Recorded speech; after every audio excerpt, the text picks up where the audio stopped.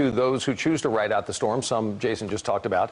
They'll probably be on their own, if not for hours, maybe even for days, before first responders might be able to help out.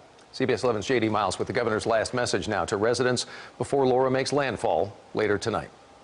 Just hours before Hurricane Laura hits the Texas shoreline, Governor Greg Abbott made one final plea for people who live in the path of the storm to evacuate. To take these few last hours to get out of harm's way. The governor and the state's emergency management chief offered dire warnings about what to expect from the approaching storm. Laura is forecasted to bring a 10 to 20-foot storm surge along parts of the coastline and catastrophic winds as far north as East Texas. The winds will be very important for us to watch. Even though more people lose their lives during surge or flood events, in this event, I'm really worried about the wind. The governor says those planning to shelter in place despite mandatory evacuations will find themselves with no one to call for help for hours.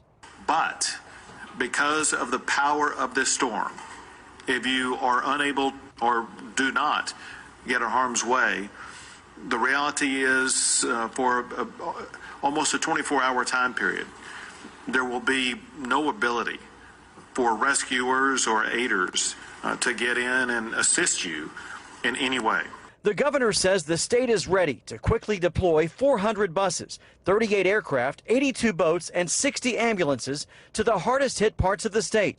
And more than 24 counties have already been declared disaster areas.